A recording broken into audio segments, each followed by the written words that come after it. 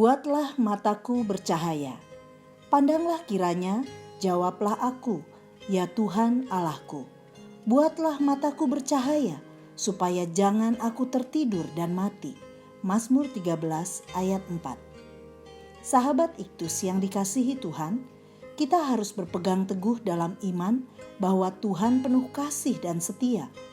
Namun tidak dapat disangkal, seringkali kita dikendalikan oleh perasaan sehingga fakta iman menjadi kabur, bahkan menghilang.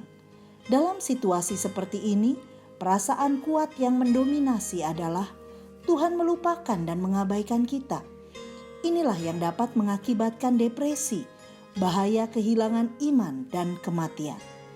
Buatlah mataku bercahaya adalah seruan doa kepada Tuhan.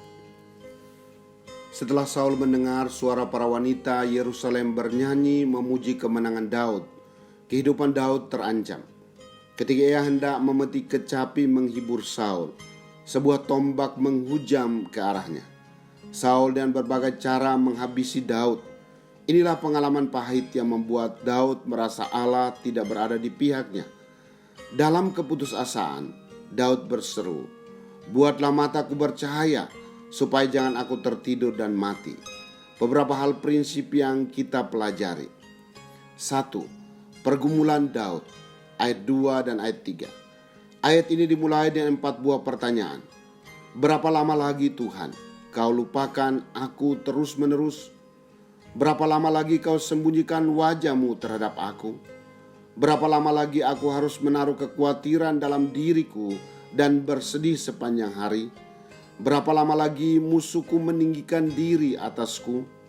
Pertanyaan yang bertubi-tubi dilontarkan pemazmur, membuktikan ia berada pada posisi yang kurang menguntungkan.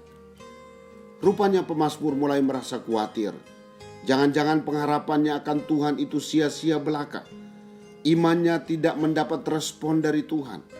Doanya belum terjawab. Musuh bertambah banyak mengancam.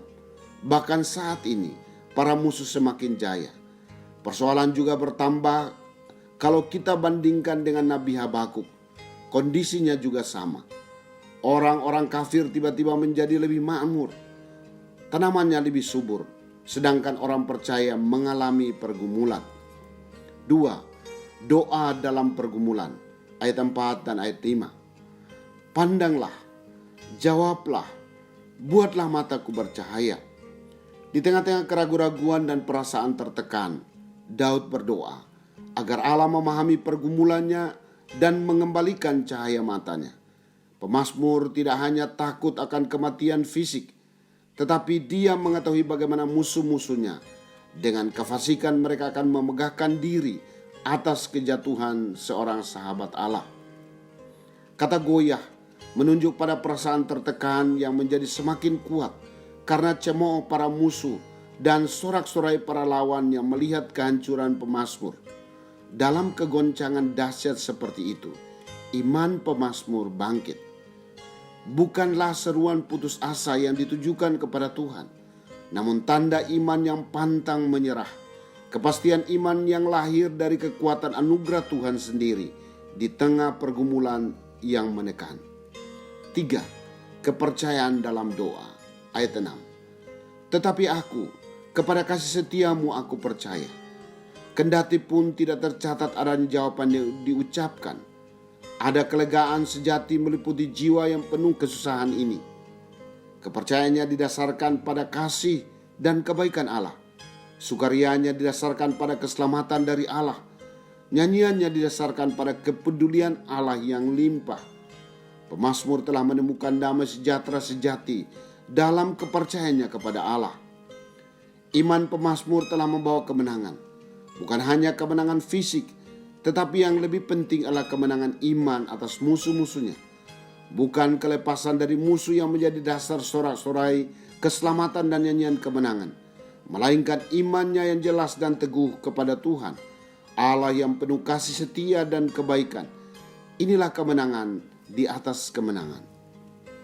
Sahabat Iktus, keadaan yang sulit dan mengancam kehidupan dapat terjadi dalam kehidupan setiap orang, termasuk kita sebagai anak-anak Tuhan.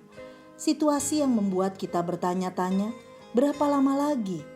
Atau sampai kapan Tuhan? Seakan kita berada dalam situasi tanpa pengharapan dan tinggal menunggu saat kematian. Pemazmur juga mengalami hal yang sama dan ia mengambil langkah tepat untuk berseru kepada Tuhan. Buatlah mataku bercahaya supaya jangan aku tertidur dan mati. Merupakan seruan permohonan saya kepada Tuhan untuk dapat bertahan di tengah situasi buruk yang saya alami. Saya mau melihat Tuhan dan kasih setianya dengan mata iman yang mengantar saya mengalami kehidupan yang penuh harapan.